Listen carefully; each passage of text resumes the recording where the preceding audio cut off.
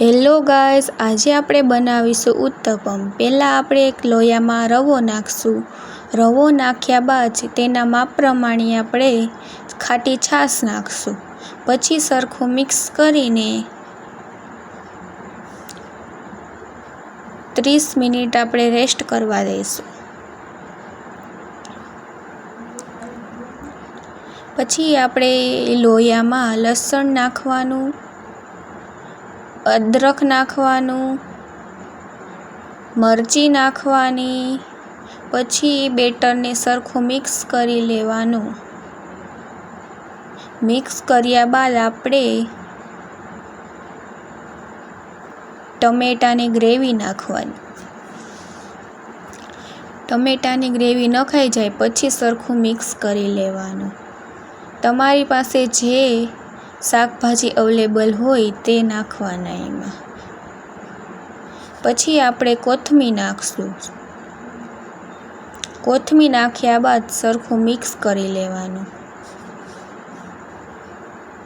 Mix કર્યા બાદ આપણે એમાં ચીલી ફ્લેક્સ નાખશું। ચીલી ફ્લેક્સ નાખ્યા બાદ આપણે સ્વાદ મુજબ મીઠું નાખશું। પછી ધાણા જીરા પાવડર નાખશું। સ્વાદ પૂરતું જરાક લાલ મરચું નાખશું। લાલ મરચું નાખ્યા બાદ આપણે તેલ ગરમ કરવા મૂકવાનું, તેમાં રાઈ નાખવાની। પછી એમાં લીમડો નાખવાનો, મીઠો લીમડો નાખ્યા બાદ હળદર નાખીને આપણે જે બેટર હોય તેમાં નાખી દેવાનું, તેલનો મસાલો। પછી આપણે સરખું મિક્સ કરીને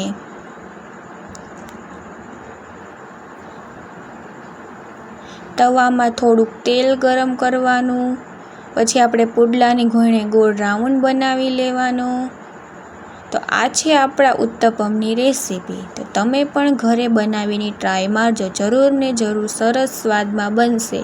તો તમને પણ કેવા લાગ્યા તે મિત્રો કોમેન્ટ કરીને કહેજો ને લાઈક, શેર ને સબસ્ક્રાઈબ કરવાનું ભૂલતા નહીં।